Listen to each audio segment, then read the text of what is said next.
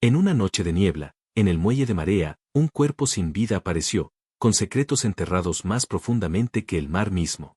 Pausa breve, pero lo que parecía un accidente estaba entrelazado con una red de mentiras, y solo los agudos ojos de la señorita Marple podían desenredar la verdad mortal que esperaba ser revelada. Tono grave, expectante.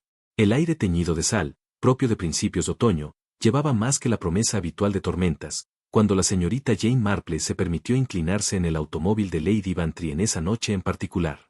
Pausa suave. El viento había girado inquieto toda la tarde, y la radio había emitido advertencias sobre mareas inusualmente altas que se esperaban a lo largo de la costa.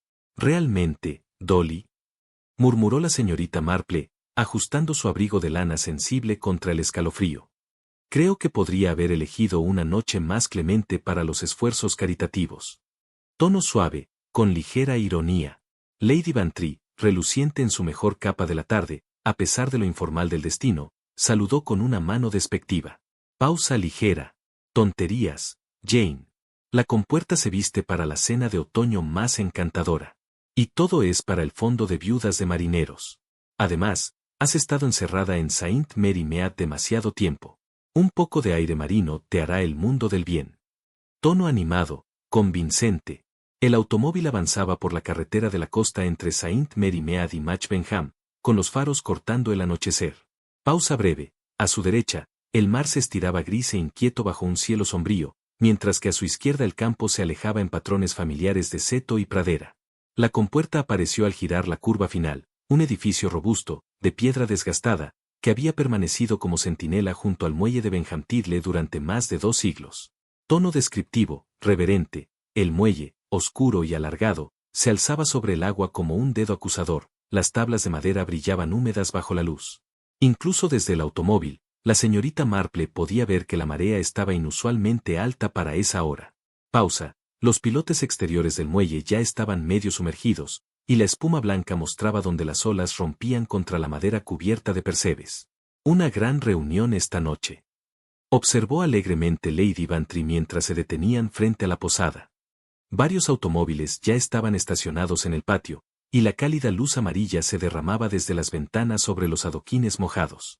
El propietario de la compuerta, un hombre alegre llamado Hoskins, los recibió con entusiasmo reservado para clientes regulares y damas tituladas. Tono hospitalario. «Buenas noches, su señoría, señorita Marple. Adelante, adelante, escapen de este clima. Tenemos una buena multitud esta noche, y la señora Hoskins se ha superado con la cocina». La sala común había sido preparada para la cena, con varias mesas juntas para acomodar a los invitados. Un fuego crepitaba alegremente en el hogar de piedra, y el aire estaba impregnado del rico aroma de carne asada, mezclado con la sal marina y ese inconfundible olor de edificios antiguos cerca del agua. La señorita Marple tomó asiento, con la misma calma observadora que tantas veces le había servido en sus encuentros con la naturaleza humana. Tono sereno, reflexivo, los otros invitados ya estaban reunidos, y ella los observó con la atención cuidadosa que podría dedicarse a la disposición de las flores en un santuario. El capitán Daniel Sawam presidía la mesa con la autoridad natural de un hombre acostumbrado a ser obedecido. Pausa breve. Tenía cerca de 60 años, con cabello gris de hierro y el cutis curtido de quien había pasado años en el mar. Su porte era erguido, casi militar, y sus ojos azul pálido conservaban la agudeza de quien había pasado media vida escudriñando horizontes. «Las mareas corren inusualmente altas esta noche», comentó, consultando un reloj de bolsillo con aire oficial. «Según la tabla del maestro del puerto, veremos el agua más alta a las 10. Pausa, marquen mis palabras, habrá rociadas sobre los escalones del muelle antes de que termine la noche». Tono solemne, de advertencia.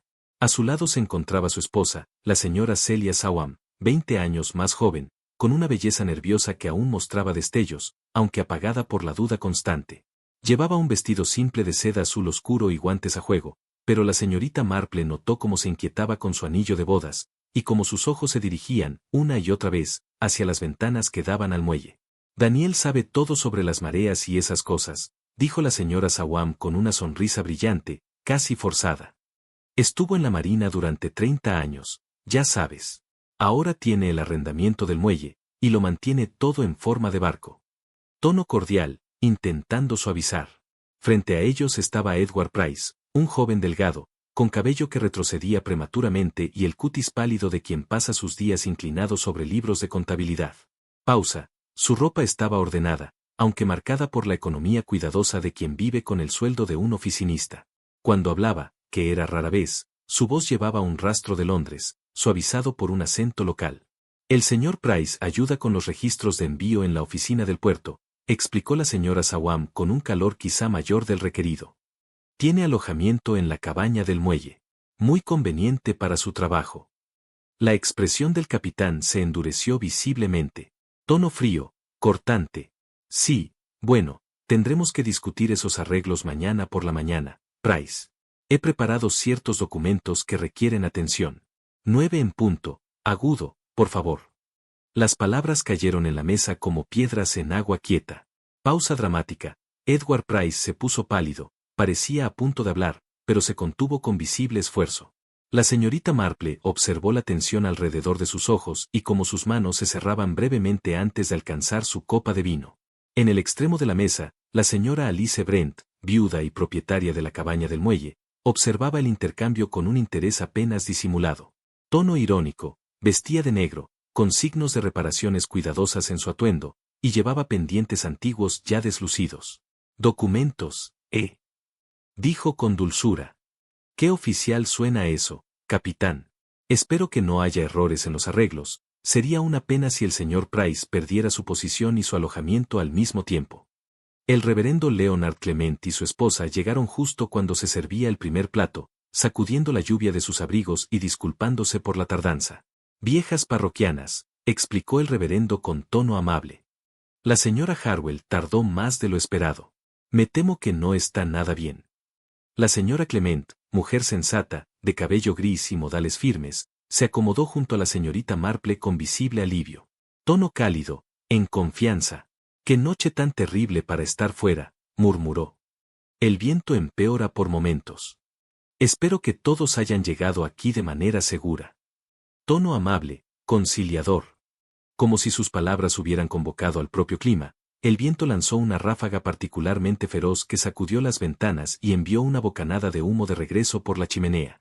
Pausa dramática. El muelle, visible a través del vidrio empañado por la lluvia, parecía estremecerse bajo el asalto de las olas y la tormenta. La señorita Marple, mientras contribuía cortésmente a la conversación general, mantenía su atención en los pequeños detalles que otros habrían pasado por alto. Tono reflexivo. El perchero cercano a la puerta sostenía una linterna de tormenta, con la mecha recién recortada y lista para usar. Pausa breve. Junto al teléfono, una tabla de mareas estaba clavada en la pared. La marea alta de la mañana siguiente había sido cuidadosamente rodeada con lápiz, con lo que parecía la letra femenina, meticulosa. Cerca de la chimenea, advirtió que alguien había estado reparando una red de pesca del tipo usado por los pescadores locales. La red, doblada con esmero junto a una cesta de trabajo, mostraba puntadas hechas con la pericia de quien domina tales tareas. «Ese es mi trabajo», dijo la señora Brent, tras sorprender la mirada de la señorita Marple.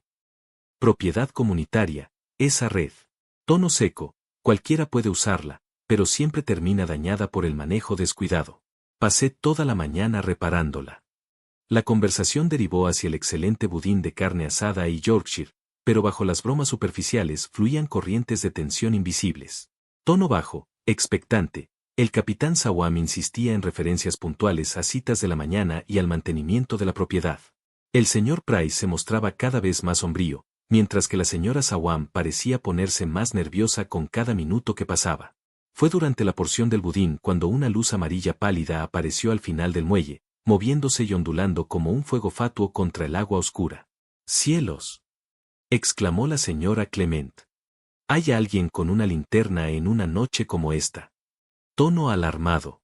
El capitán Sawam se levantó de su silla con precisión militar, sacó su reloj de bolsillo y consultó la tabla de mareas junto al bar. Probablemente un tonto que dejó su bote mal amarrado. Los cabos necesitarán ser revisados en este clima. Tono firme, autoritario. Se dirigió a la puerta lateral que daba al sendero hacia el muelle. La señora Sawam se incorporó a medias, el rostro marcado por verdadera angustia. «Daniel, atraparás tu muerte. Al menos lleva un Macintosh». Tono suplicante, ansioso. «Disparates», replicó él con brusquedad. «Querida, Un marinero se oxida en pieles de aceite. No tardaré. Tono seguro, despectivo. Y con eso, el capitán Sawam salió a la tormenta nocturna, dejando tras de sí una sala llena de personas que recordarían ese instante por el resto de sus vidas. Pausa larga, tono grave. La señorita Marple, moviéndose silenciosamente hacia la ventana mientras los demás hablaban, notó un rastro de alquitrán fresco en el pestillo y captó el débil olor de brea en el aire. Tono bajo, intrigado, era como si alguien hubiera estado enviando un mensaje urgente a la oscuridad. Las conversaciones, antes animadas, se quebraron y murieron, dejando silencios incómodos, rotos solo por la furia creciente del viento y el tambor constante de la lluvia contra los cristales. La señora Sawam había vuelto a su asiento, pero sus manos temblaban mientras alcanzaba su vaso de agua. Él odia que lo molesten, murmuró, más para sí que para nadie.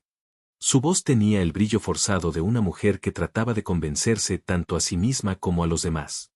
Dice que el mar mantiene a un hombre saludable, sin importar el clima. La señorita Marple, ya de regreso en su sitio, observaba a la joven con creciente preocupación. Había algo en la manera de la señora Sawam que sugería más que ansiedad pasajera. Sus dedos trabajaban sin cesar en el broche de su guante derecho, y se estremecía cada vez que el viento rugía con violencia renovada. Estoy seguro de que el capitán sabe lo que hace, dijo el reverendo Clement, con amabilidad. Un hombre con su experiencia no correría riesgos innecesarios. La señora Brent soltó una carcajada áspera. Tono sarcástico. ¿Experiencia o no? Al mar no le importan las credenciales de un hombre. He visto demasiadas almas testarudas creyendo que podían medirse con el viento y la marea. Su mirada aguda se fijó en Price, como si sus palabras llevaran un filo particular. Y algunos deberían preocuparse más por la conversación de mañana, porque los salarios de un oficinista no dan para muchos lujos.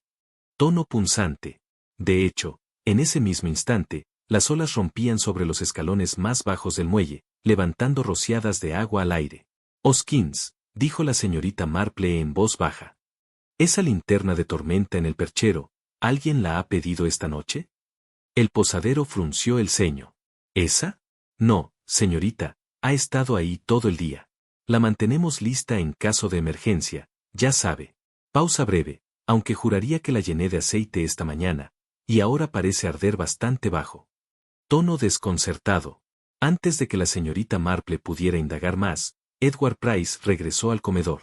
Ella notó al instante que los puños de su camisa estaban húmedos, y que en su chaqueta habían aparecido manchas oscuras que no estaban antes.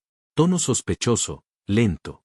Cuando la señora Hoskins le ofreció café, sus manos temblaron ligeramente al aceptar la taza. Un clima terrible para estar afuera, dijo, mirando hacia las ventanas. Espero que el capitán Sawam no haya encontrado dificultades. Oh, no debería preocuparse, respondió la señora Brent con falsa alegría. El capitán ha enfrentado tormentas peores que esta, estoy segura. Pausa ligera, aunque, si esa red comunitaria desaparece esta noche, tendré palabras con el culpable. Me llevó toda la mañana a repararla. La señorita Marple guardó silencio, pero tomó nota del tono de la viuda. Aquella red parecía perderse más a menudo de lo que admitía. La conversación continuó durante algunos minutos, marcada por miradas nerviosas hacia las ventanas. La señora Sawam giraba sin descanso su anillo de bodas, y la señorita Marple observó una pequeña rotura en la seda de su guante cerca de la muñeca. Tono observador, analítico. Eran casi las 10 cuando la señora Clement dijo en voz alta lo que todos pensaban. Espero que el capitán Sawam esté bien, lleva ya bastante tiempo afuera. Tono preocupado. Quizá, sugirió el reverendo con cautela, uno de nosotros debería salir a buscarlo. La segunda protesta de la señora Sawam resultó aún más sorprendente que la primera. Pausa breve. No. Quiero decir, él fue muy específico en no querer ser interrumpido. No entienden lo particular que es con esas cosas. Pero incluso mientras hablaba, sus ojos seguían fijos en la ventana, y la señorita Marple pudo ver allí un miedo genuino. Señora Sawam, dijo la señorita Marple suavemente. ¿Está completamente segura de que su esposo no agradecería ayuda? La marea está subiendo mucho y, con este viento. Él sabe sobre las mareas. Interrumpió ella con voz quebrada. Lo sabe todo sobre corrientes y mareas, las ha estado estudiando durante semanas, marcando los tiempos en esa tabla junto al teléfono. Pausa breve, 9:20 de esta noche, dijo, entonces el agua alcanzaría el tercer escalón. Y a las 10:42. Se detuvo bruscamente, como si hubiera dicho demasiado. Edward Price la miraba con una expresión que la señorita Marple encontró difícil de descifrar. Tono intrigado. ¿10:42? Repitió él lentamente. Eso es, notablemente preciso. Las manos de la señora Sawam temblaban visiblemente. Daniel siempre es preciso, susurró, con voz quebradiza, llena de tensión. Hábitos militares, ¿entiendes? Todo debe estar exactamente programado, exactamente planeado. La señorita Marple miró nuevamente la tabla de mareas, clavada junto al teléfono. La escritura que había rodeado la marea alta de mañana por la mañana estaba en el guión cuidadoso de una mujer, pero también había otras marcas, tiempos y notas con una mano diferente, más angular. Las mareas de esta noche estaban señaladas con especial atención al detalle. Creo que, dijo en voz baja, solo saldré por un soplo de aire. Esta tormenta es bastante notable. La señora Brent la miró como si se hubiera despedido de sus sentidos. En este clima, mi querida señorita Marple, te empaparás en cuestión de momentos. Oh, no voy a ir lejos. Solo hasta la puerta, ¿entiendes? La señorita Marple se dirigió a la entrada lateral que el capitán Sawam había usado, señalando mientras pasaba que la linterna de tormenta había desaparecido del soporte del pasillo. La puerta se abrió a un pequeño porche cubierto, y desde allí un rastro áspero conducía directamente a la puerta del muelle.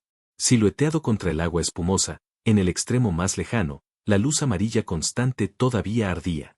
Los escombros flotaban en la espuma agitada debajo de los pilotes. Ese capitán Sawam no se ve por ninguna parte en el muelle.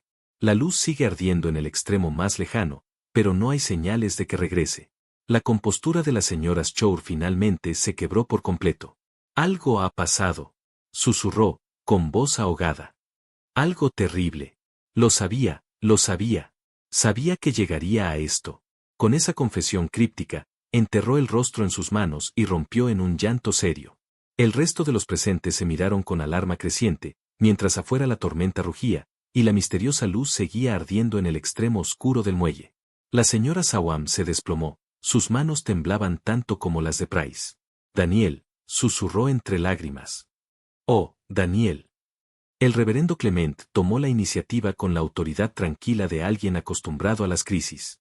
Señora Hoskins, tal vez podría llamar por teléfono a la policía, y al médico, aunque me temo, dejó la oración inconclusa, pero su significado era claro. En menos de una hora, el inspector Slack llegó desde Match Benham. Su coche patinó ligeramente sobre los adoquines húmedos al detenerse frente a la posada.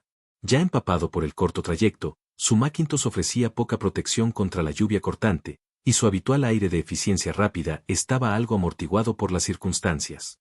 Muy bien, dijo, sacudiendo el agua de su sombrero al entrar. ¿Dónde está ese cuerpo? Garrett y su compañero, un joven llamado Penfold, guiaron la pequeña procesión hacia el muelle, luchando contra el viento aullante. La señorita Marple, a pesar de las protestas de la señora Clement por el clima, insistió en acompañarlos. Había algo en el descubrimiento de los pescadores que la inquietaba, aunque aún no podía precisar qué. La puerta del muelle, que el capitán Sawam debería haber cerrado tras de sí, estaba abierta. Más desconcertante todavía, el candado que debía asegurarla colgaba de su cadena, la llave en ninguna parte. El inspector Slack lo examinó brevemente y lo desestimó. Tormenta, tal vez. O la víctima misma lo abrió y olvidó asegurarlo. Nada importante. El cuerpo yacía encajado bajo la sección central del muelle, atrapado entre las maderas como un trozo de naufragio. Incluso en la muerte, el capitán Sawam conservaba algo de su porte militar, aunque el tono gris de su rostro y el ángulo antinatural de sus extremidades hablaban elocuentemente de violencia. Con gran dificultad en las condiciones traicioneras, el inspector Slack descendió entre los pilotes para un examen más cercano. Cuando emergió unos minutos después, su expresión era más sombría que nunca. Asesinato, sin duda. La garganta fue perforada con algo afilado, un Marlin's Pike, por el aspecto. Trabajo profesional, además.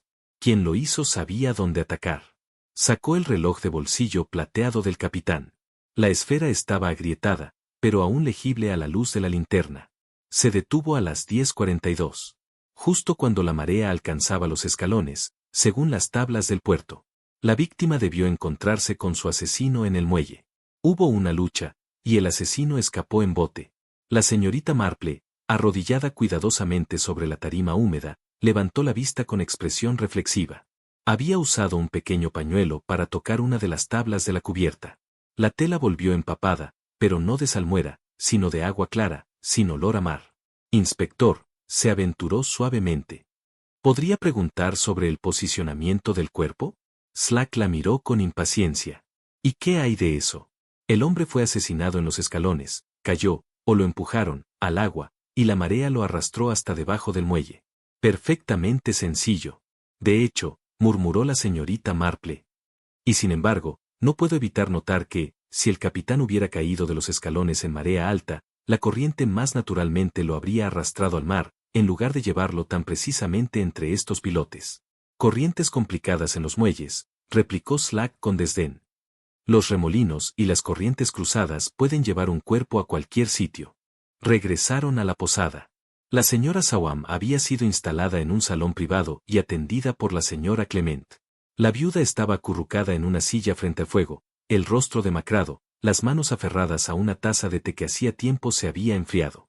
Señora Sawam, comenzó el inspector Slack, tan gentil como su carácter lo permitía. Lamento mucho su pérdida. Sé que es duro, pero necesito hacerle unas preguntas. Ella asintió débilmente.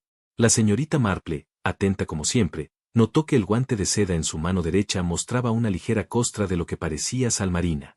El guante izquierdo, en cambio, estaba limpio.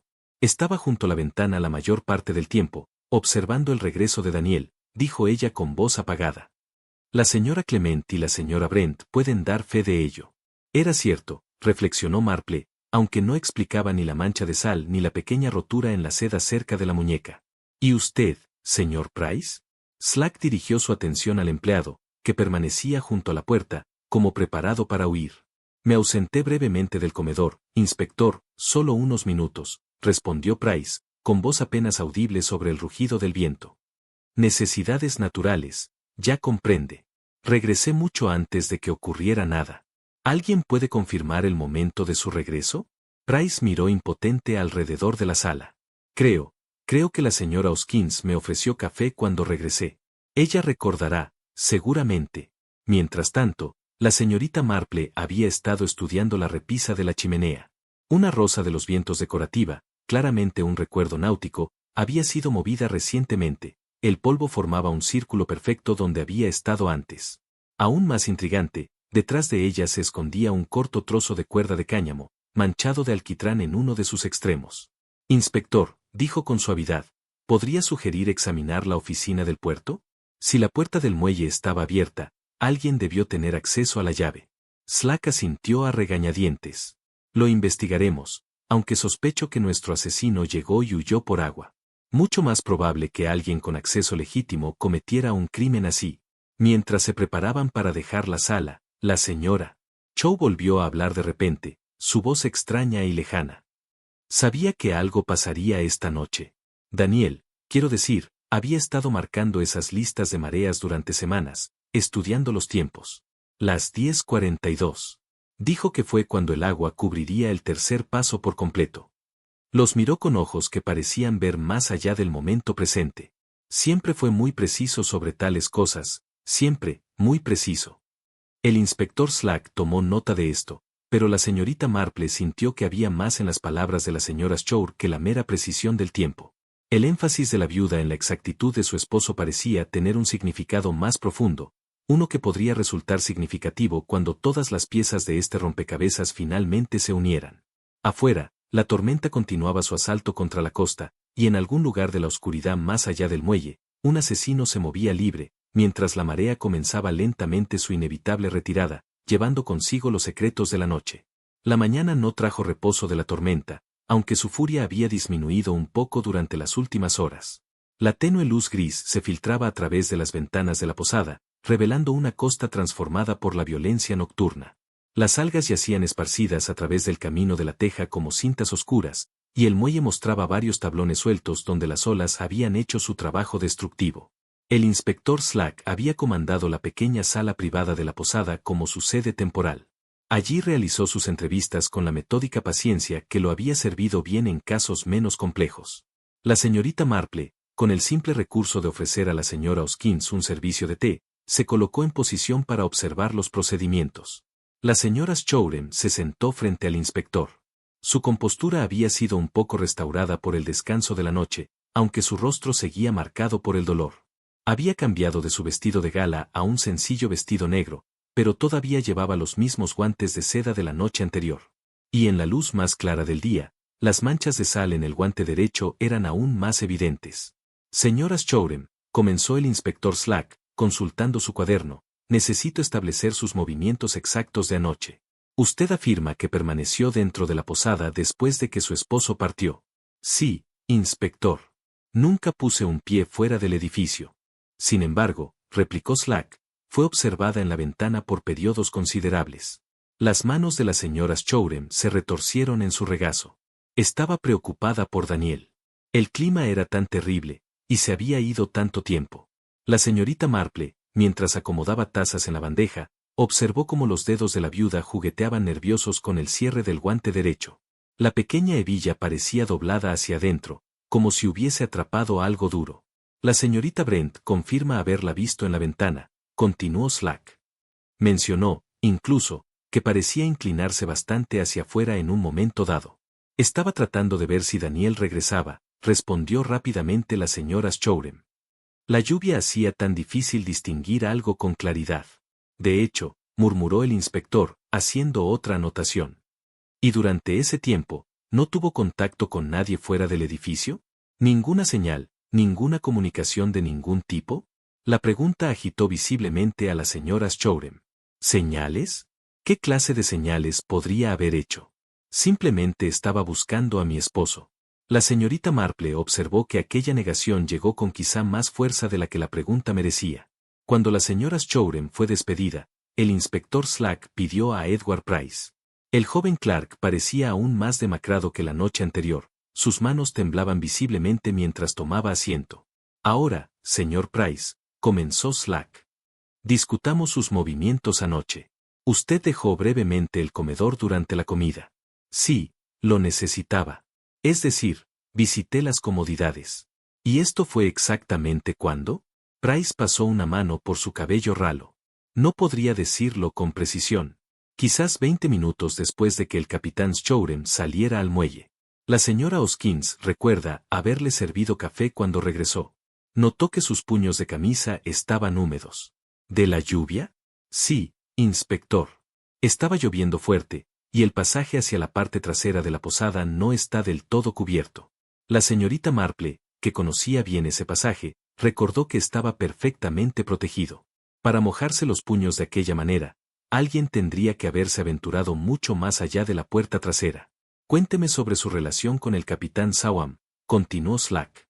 Tengo entendido que había alguna disputa sobre su arrendamiento. El rostro de Price se volvió ceniciento. El capitán había expresado ciertas dudas sobre mi solvencia financiera. Había preparado un aviso de desalojo para entregarme esta mañana. ¿Deudas de juego? Juegos ocasionales, sí, pero nada excesivo, le aseguro. El capitán era de la vieja escuela. La voz de Price se quebró bajo el peso de su desesperación. La señorita Marple, en silencio, volvió a notar detalles que otros pasaban por alto. La mancha de sal en el guante derecho de la viuda. La hebilla dañada, como atrapada en una cuerda. Y sobre la repisa, la rosa náutica que había sido movida, dejando al descubierto un trozo de hilo de cáñamo, impregnado de alquitrán fresco. Inspector, dijo suavemente. Aquí hay algo curioso. Slack examinó el hallazgo con renovado interés. ¿Cree usted que alguien intentó ocultar pruebas? Creo, respondió la señorita Marple, con cuidado, que estamos ante una situación mucho más compleja de lo que parecía.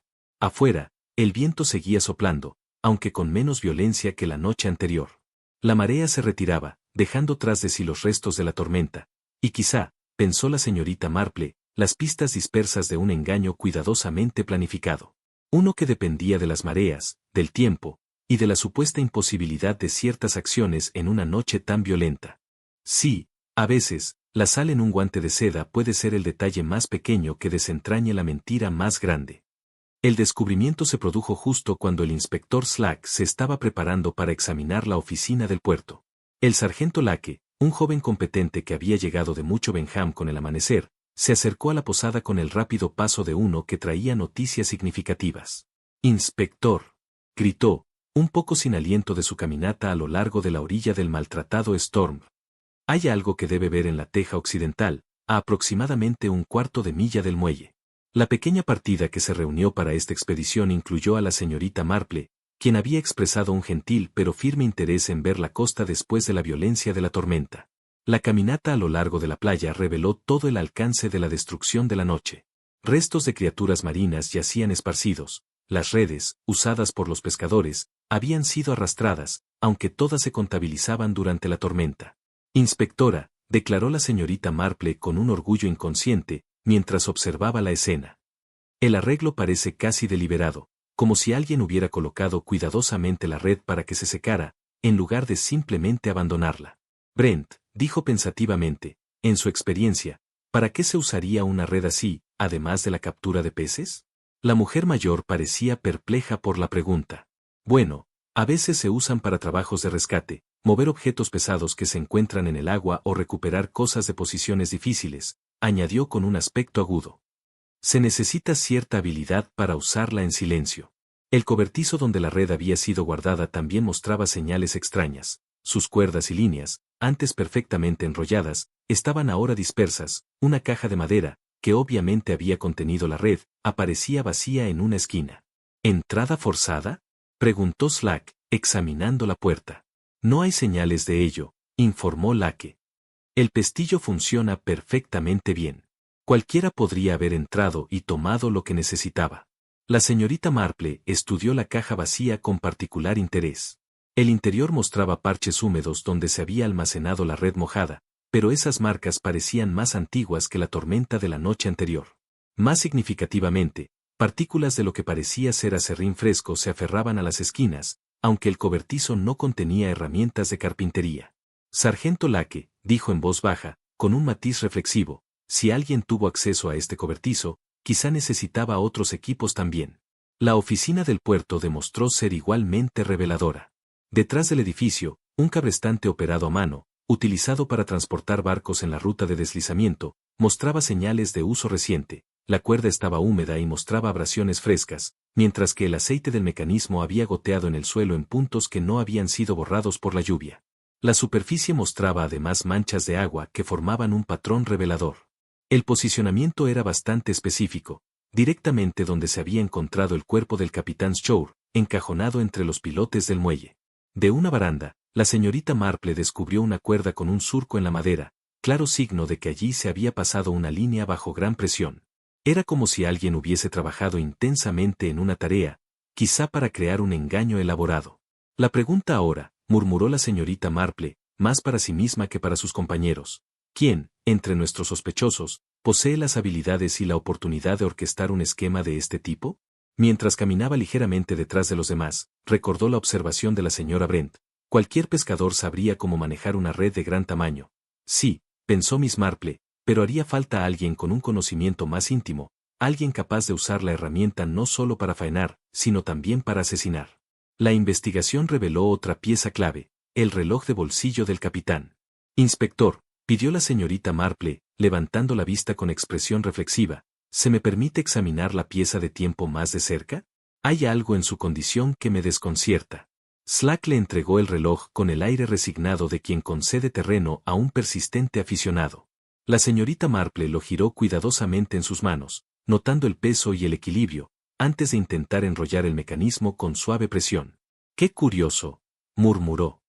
«El resorte ofrece una resistencia inusual, como si hubiera sido forzado más allá de su límite apropiado, y luego liberado. ¿El temporal podría haber dañado el mecanismo cuando cayó la víctima?», preguntó Slack, frunciendo el ceño. La anciana negó suavemente con la cabeza. «Una vez conocí a una criada», dijo en tono conversacional, con una leve sonrisa, «una chica muy lista llamada Mary Higgins. Ella descubrió que podía hacer que el reloj de su ama de llaves se detuviera en cualquier momento deseado. Bastaba con tensar el resorte de forma incorrecta y luego darle un fuerte sacudón horas después. El mecanismo se detenía precisamente cuando ella lo había planeado, proporcionándole una coartada perfecta para varios pequeños delitos menores.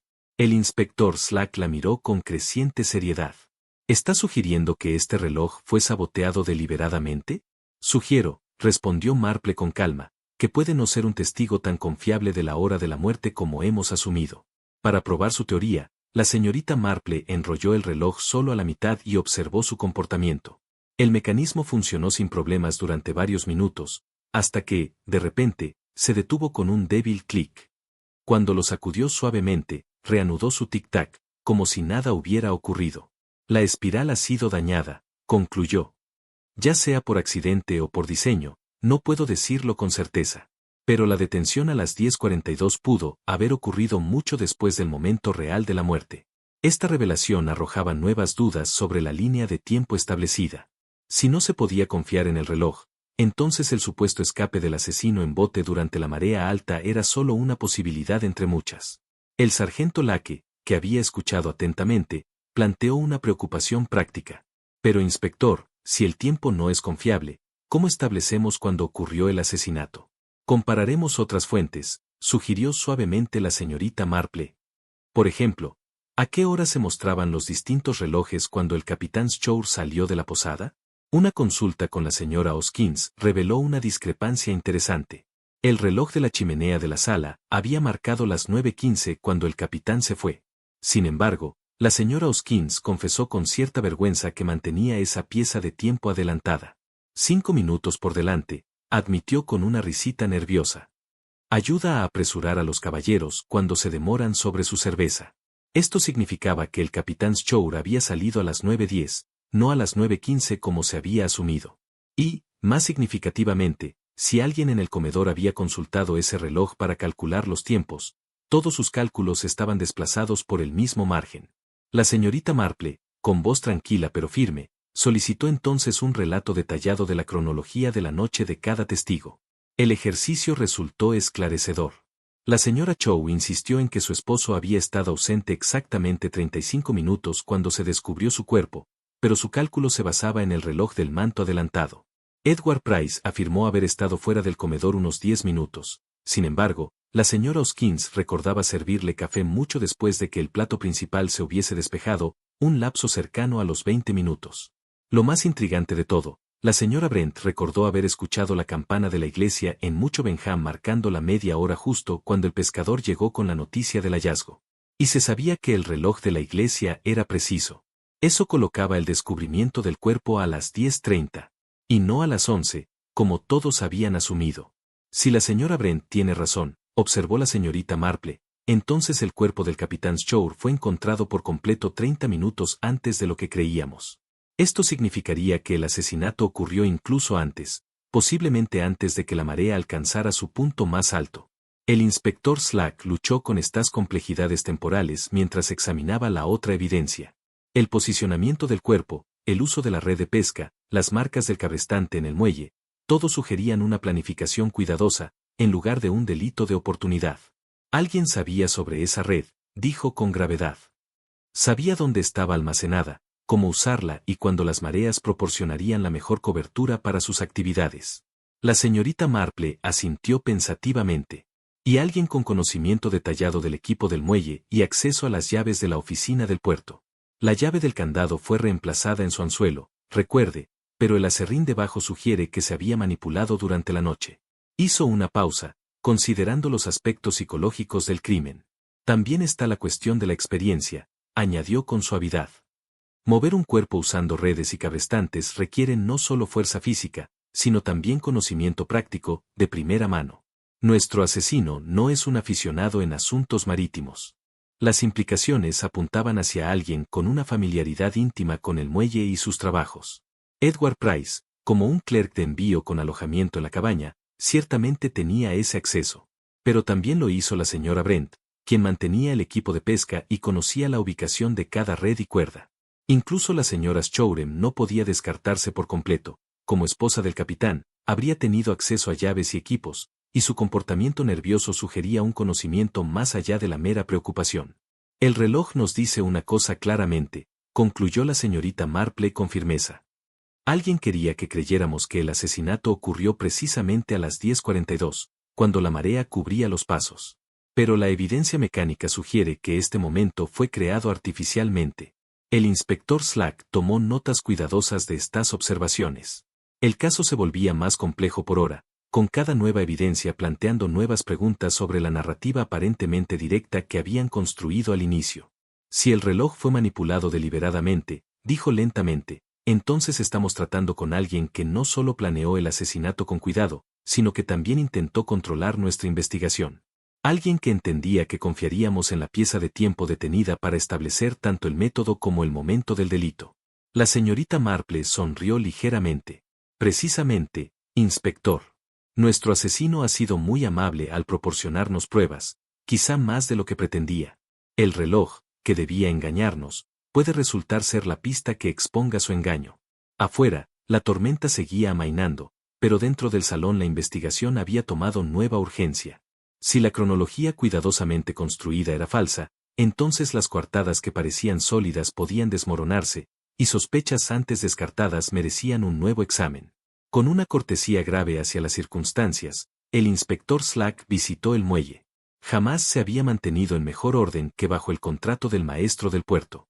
La oficina misma reflejaba los antecedentes navales de su ocupante, los gráficos cubrían una pared en disposición precisa, las tablas de mareas estaban publicadas con exactitud matemática, y los libros de registro descansaban en un escritorio sin una mota de polvo. Señor Godfrey, comenzó el inspector Slack, necesito examinar sus registros de anoche. Cualquier embarcación que saliera o llegara, cualquier actividad inusual que haya observado. El maestro del puerto produjo su registro con obvio orgullo. Las entradas estaban escritas con la cuidadosa caligrafía de un hombre entrenado para valorar la precisión por encima de la velocidad. Una barcaza partió a las 6:30 con destino a Portsmouth, cargada de piedra. Nada más programado ni observado después de esa hora. La señorita Marple estudió las entradas sobre el hombro del inspector. Cada anotación incluía no solo el nombre y destino del buque, sino también horas exactas de salida, condiciones de marea y observaciones meteorológicas. La última decía, puerto cerrado a pequeñas embarcaciones desde las 19 horas por mares ascendentes del noreste. ¿No observó barcos intentando entrar o salir durante la tormenta? Preguntó Slack. Ninguno en absoluto, inspector. Las condiciones eran demasiado peligrosas para cualquier marinero sensato. Incluso los pesqueros estaban asegurados mucho antes de lo peor. Este testimonio asestaba otro golpe a la teoría de un escape por agua. Si ningún barco se había movido después de las 7, el misterioso asesino no había huido por mar. Mientras tanto, la señorita Marple, observando con atención, señaló un detalle en el interior de la oficina. El gancho de llaves junto a la puerta, que debía haber sostenido la llave del muelle, mostraba arañazos frescos alrededor del ojal. Debajo, sobre el estante, una media luna de aserrín pálido sugería que había sido perturbado recientemente. La llave del muelle, observó suavemente, nunca dejó su lugar anoche. Godfrey frunció el ceño, sorprendido. Ciertamente no. Cerré la oficina a las 6 como siempre y me fui a cenar. La llave permaneció en su sitio. Y sin embargo, aquí están las virutas de madera, replicó Marple, como si hubiera sido levantada y reemplazada con cierta urgencia. El maestro del puerto se inclinó para examinar la evidencia, visiblemente preocupado. Más tarde, al inspeccionar las habitaciones superiores de la posada, Slack se encontró con una novedad. Hay un viejo cofre marino que resulta difícil de mover, informó el posadero. Pertenece a la señora Shoreham, creo. Lo trajo consigo cuando llegó con el capitán el mes pasado. El interés del inspector se encendió de inmediato. Subieron por las estrechas escaleras hacia el ático, un espacio bajo los aleros, iluminado apenas por una ventana doorme. El cofre, de roble oscuro y herrajes de latón, mostraba la pátina verde del servicio marítimo. Lo que atrajo la atención inmediata de la señorita Marple no fue su tamaño, sino el hecho de que estaba desbloqueado. Sus pesadas tapas reposaban ligeramente abiertas, un descuido sorprendente tratándose de un objeto tan valioso. Curioso, murmuró la anciana con cautela, acercándose al cofre como quien se acerca a una bomba sin explotar. Uno esperaría que semejante pieza se mantuviera cerrada con llave, especialmente si contiene artículos de valor personal. El inspector Slack levantó la tapa con autoridad oficial, revelando un contenido mucho más interesante de lo que nadie había anticipado. Debajo de una capa de papel de seda yacía correspondencia atada con cinta descolorida, cartas con matasellos de Londres y escritas en una mano masculina que ninguno de ellos reconoció de inmediato. Más significativo aún fue la presencia de equipos marítimos, un segundo Marlin Spike, su punta de acero brillando con aceite reciente, y una bobina de línea de diámetro pequeño que parecía ser de la misma construcción de cáñamo que la pieza descubierta detrás de la brújula en la sala de abajo. La señora Sawam necesitará explicar estos artículos, declaró el inspector Slack con severidad. Pero la señorita Marple ya estaba examinando las cartas con la atención cuidadosa de quien descifra un patrón particularmente complejo en la fabricación de encajes. La correspondencia, al desplegarse, reveló una historia que iluminaba la reciente tragedia bajo una luz completamente nueva. Las cartas estaban dirigidas a mi querida Celia y firmadas tu devoto Edward. Hablaban de afecto, de planes para un futuro compartido, y de la determinación del escritor de establecerse en una posición digna de la mano de su amada. London Matasellos, observó la señorita Marple, estudiando los sobres. Todos fechados hace aproximadamente 2 años. La escritura es la del señor Price, a menos que esté muy equivocada. Las implicaciones fueron asombrosas. La señora Sawam y Edward Price no habían sido meros conocidos, como habían sugerido, sino que habían mantenido una correspondencia que hablaba de un apego íntimo. El matrimonio con el capitán Chow parecía haber sido un compromiso impuesto, un refugio práctico más que un lazo de amor. El cofre también desprendía un fuerte olor a alquitrán fresco y aceite de máquina, como si hubiese sido manipulado recientemente cerca de la cuerda de trabajo. La cuerda estaba húmeda solo en parte, sumergida mientras los extremos permanecían secos. Celia Sawam, con lágrimas en los ojos, susurró. Daniel ofrecía seguridad, respetabilidad. Mi familia insistió en que aceptara su propuesta. Pero Edward me siguió aquí. Tomó el puesto en la oficina del puerto para estar cerca de mí. Le dije que era inútil, que mis votos matrimoniales debían ser honrados. Su voz temblaba mientras continuaba. Cuando Daniel amenazó con desalojarlo, yo acepté mantener a mi esposo en la posada hasta las 10. Edward dijo que quería hablar con él, hombre a hombre, para explicar sus circunstancias y solicitar misericordia. El inspector Slack la interrumpió con un tono grave. Arreglaron encontrarse en secreto, ¿verdad? Para declarar su caso, o tal vez para planear una fuga. No. La negación fue vehemente, casi desesperada. Solo intentaba evitar un enfrentamiento inmediato. La señorita Marple observaba el rostro de la joven con calma, notando tanto la angustia genuina como la cuidadosa selección de detalles en su confesión. Y este equipo en el cofre, añadió. El Marlin Spike y la cuerda. El Marlin Spike era de Daniel, de sus días navales. No sé cómo llegó a estar aquí. En cuanto a la cuerda, titubeó, desconcertada, nunca la había visto antes. La explicación tenía el tono de una verdad parcial.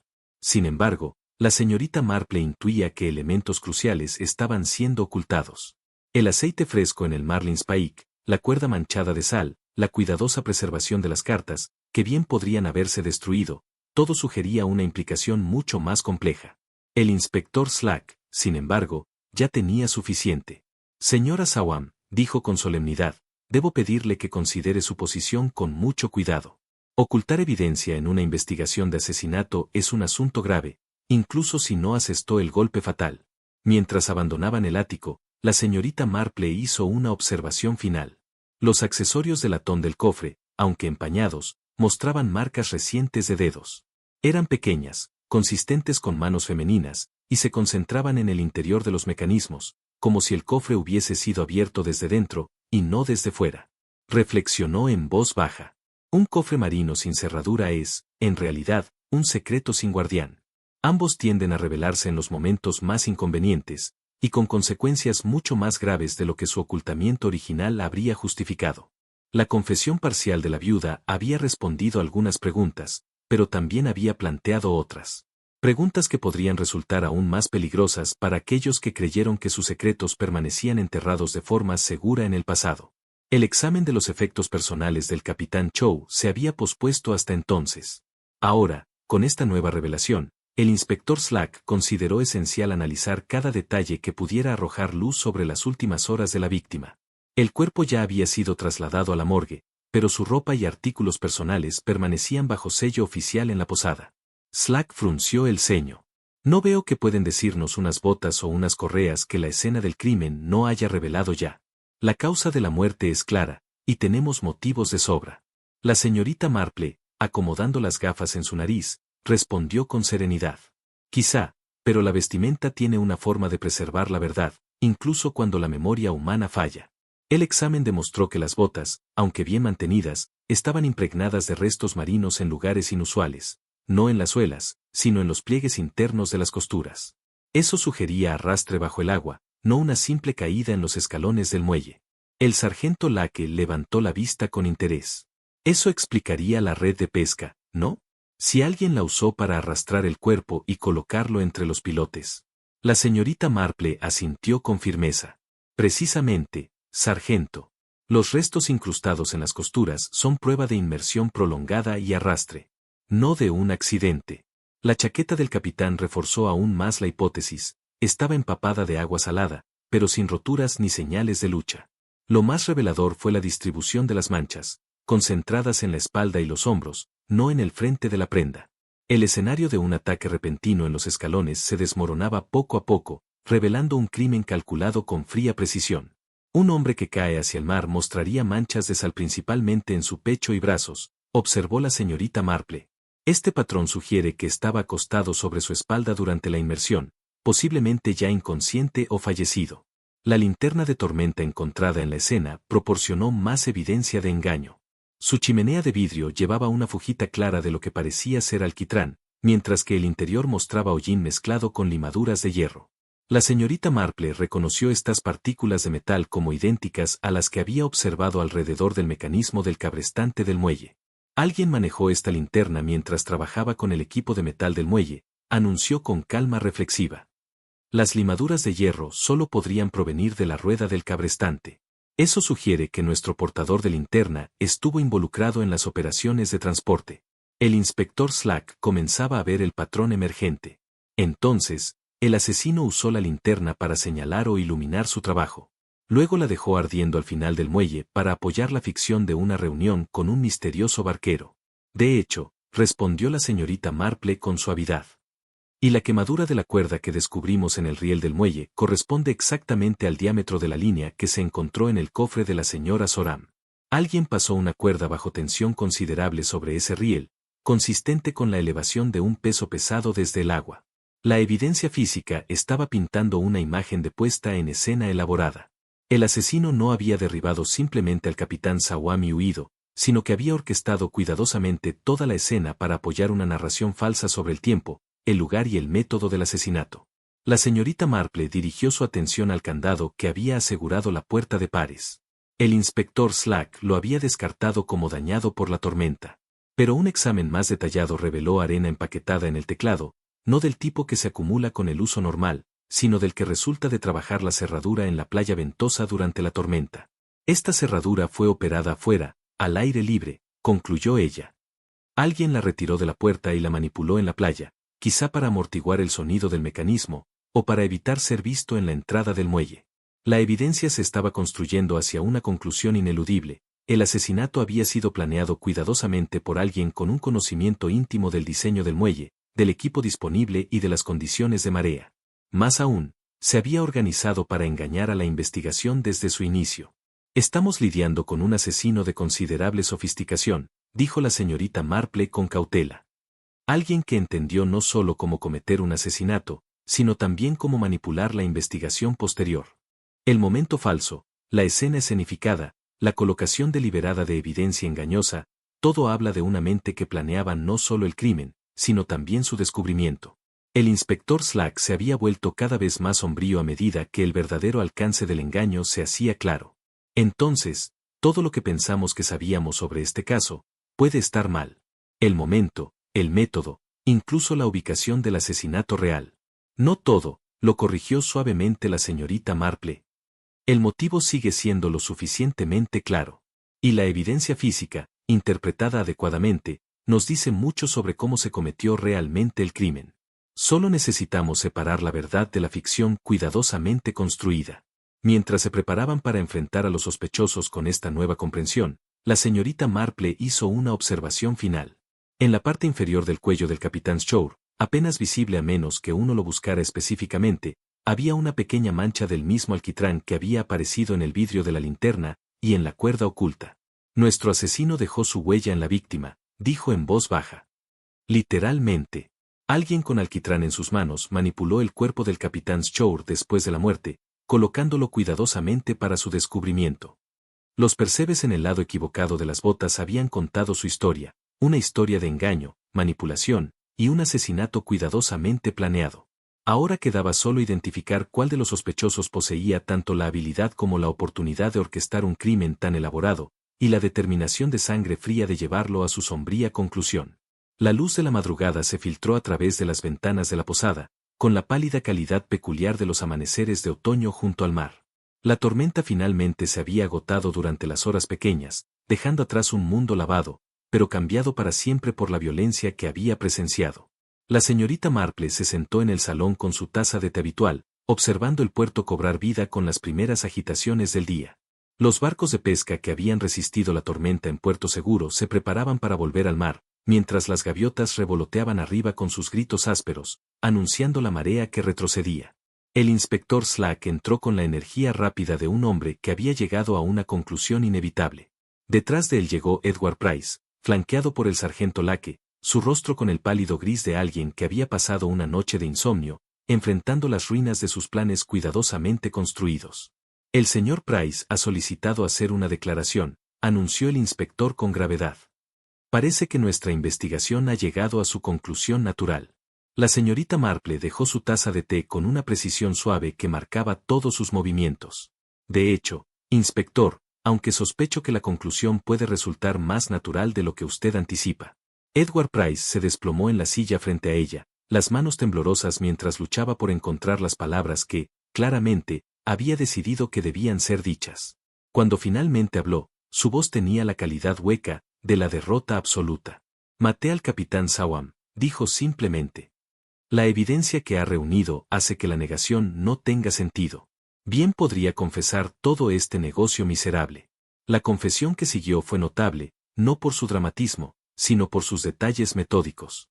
Price habló como un hombre recitando un problema matemático particularmente complejo. Cada elemento se construía lógicamente sobre el anterior. De hecho, se había enfrentado a la ruina cuando el capitán Schur preparó el aviso de desalojo. Sus deudas de juego, contraídas en un intento desesperado de recaudar dinero para casarse con Celia, habían hecho insostenible su posición. La posibilidad de perder tanto su empleo como sus alojamientos, mientras la mujer que amaba permanecía atrapada en un matrimonio no deseado, lo había llevado a contemplar lo impensable. Arreglé la reunión al final del muelle, continuó en el mismo tono sin emociones.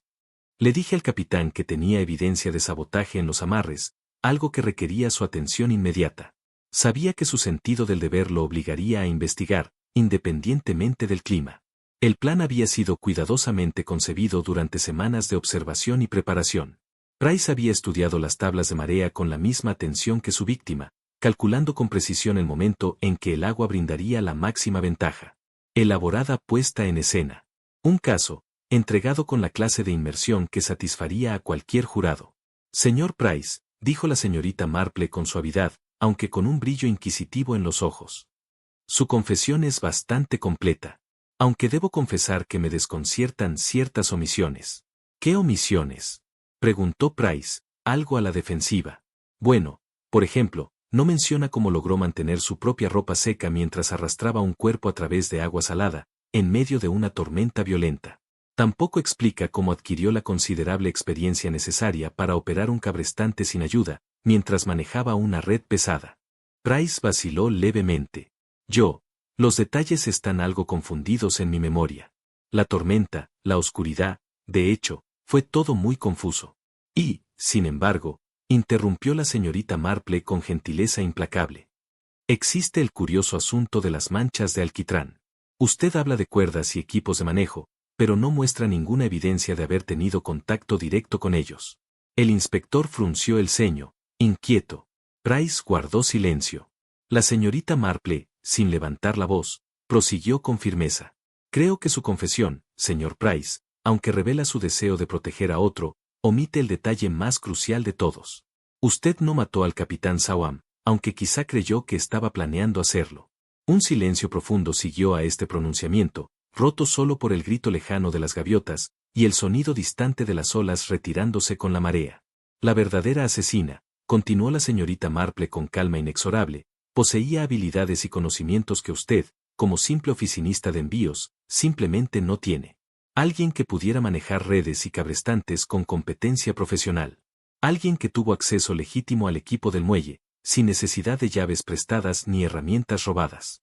Alguien que entendía no solo el momento de las mareas, sino también la práctica manual de la costura, requerida para mover cuerpos a través del agua sin dejar evidencia reveladora en su propia persona. Se volvió hacia la puerta de la sala. Allí, la señora Brent permanecía rígida, como alguien que había estado escuchando desde el corredor. Alguien, de hecho, que ha pasado toda una vida manejando equipos de pesca. Y que sabía, con exactitud, cómo usarlos para fines distintos a los peces.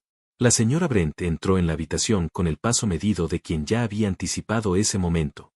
Su rostro agudo no mostró sorpresa, solo la sombría satisfacción de un jugador cuyo largo juego, al fin, había sido descubierto. Siempre fuiste demasiado inteligente para tu propio bien, señorita Marple, dijo con un dejo de amarga admiración. Me preguntaba si verías a través del galante intento del pobre Edward de protegerme. La verdad, cuando finalmente emergió, resultó ser más simple y más compleja que la elaborada confesión de Price. La señora Brent había planeado y ejecutado el asesinato, pero no sola. Había observado la relación en desarrollo entre Price y la señora Shoreham, reconoció la desesperación creada por el ultimátum del capitán, y vio en todo ello una oportunidad para resolver sus propias cuentas. Sawam se pensaba el señor del muelle, dijo con amarga satisfacción. 40 años he trabajado en estas aguas, manteniendo equipos, reparando redes, manteniendo todo en orden. Y él me trataba como a una sirvienta contratada. Incluso me amenazó con terminar mi arrendamiento de cabaña si no controlaba mejor la propiedad comunitaria. La red, instrumento del crimen, pertenecía a la comunidad, pero la destreza para usarla era de una mujer que había aprendido el oficio mucho antes de que el joven Price hubiera nacido. Mientras la verdad plena salía a la luz, la señorita Marple reflexionó sobre la curiosa naturaleza de la lealtad humana. Edward Price había estado dispuesto a colgar por un crimen que no cometió, mientras Alice Brent había orquestado un asesinato para defender lo que consideraba su lugar legítimo en una comunidad que ya no valoraba sus contribuciones. La marea del amanecer se retiraba del puerto, arrastrando con ella los restos de la tormenta. Pero lo que había dejado atrás, era una captura mucho más compleja de lo que cualquiera de ellos había imaginado.